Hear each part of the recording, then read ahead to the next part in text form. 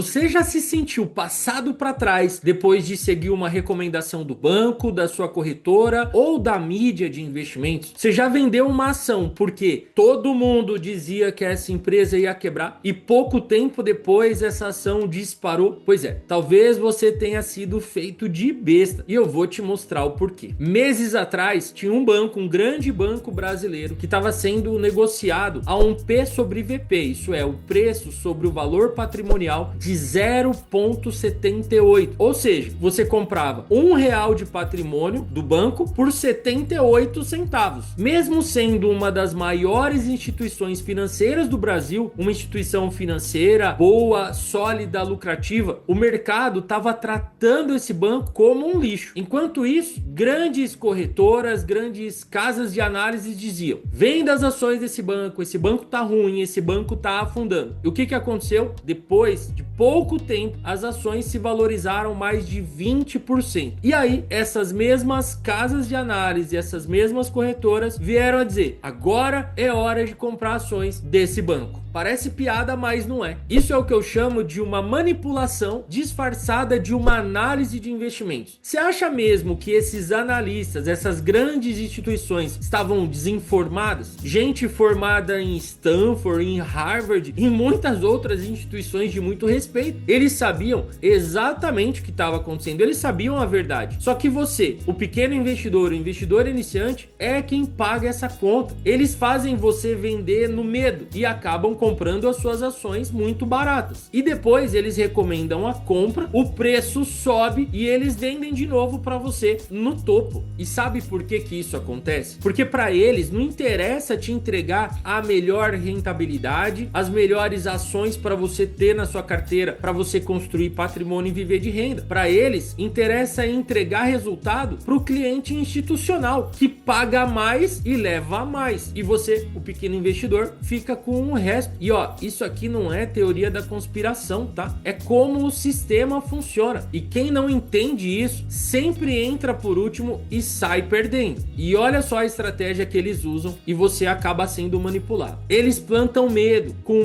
manchetes em sites, em vídeos na internet. Eles fazem previsões catastróficas, falam em crise, falam em prejuízo, falam em reestruturação. Eles jogam a ação lá para baixo. Aí o pequeno investidor que não entende muito bem o que está acontecendo, com medo, vende. Nesse momento, eles compram essas ações e depois eles aparecem com um relatório bonito, com recomendação de compra, fazendo elogios à gestão e aí você compra de volta. Só que agora muito mais caro. E aquela empresa que eles estavam falando mal, no exemplo aqui do vídeo, eu estou usando esse grande banco brasileiro. Se a gente analisar o que mudou nele, a resposta é nada. Os lucros oscilam, isso faz parte. A inadimplência pode subir num momento e cair em outro. Mas e aí? Isso acontece o tempo todo. O banco continua sendo um bom banco, continua lucrando bilhões, tem estrutura, tem poupança, tem capacidade de financiamento e nada justificava o pânico que eles estavam plantando no mercado. Só que era o cenário perfeito para quem sabia exatamente o que estava fazendo. E como que a gente se protege disso? Simples. Primeiro de tudo, pare de investir com base em manchete e recomendação de analista e começa a estudar o básico. Olha para o lucro da empresa, o histórico de lucro da empresa, para o patrimônio, para o valor de mercado. Olha o histórico completo da empresa, inclusive o histórico de dividendos. Faça uma análise da qualidade dessa empresa e principalmente pense no longo prazo. Quem analisa o balanço não se assusta com o ruído de curto prazo do mercado. E ó, entender sobre o balanço de uma empresa é muito mais simples do que a gente imagina, ou pelo menos do que a maioria dos investidores imagina. Eu, quando comecei toda essa jornada, eu era dentista, minha formação é em odontologia. Eu nunca fui um cara muito bom em matemática, em números, e ainda assim eu consegui analisar o balanço porque é muito mais simples do que a maioria das pessoas imagina. Um parênteses antes da gente entrar para as considerações finais e um grande conselho para você. Se você quer aprender a investir por conta própria, se você quer aprofundar ainda mais nessa jornada de investimentos, ter mais conhecimento, eu vou deixar aqui na descrição do vídeo um link para você garantir um exemplar popular do Bolsa de Valores para iniciantes. Aqui,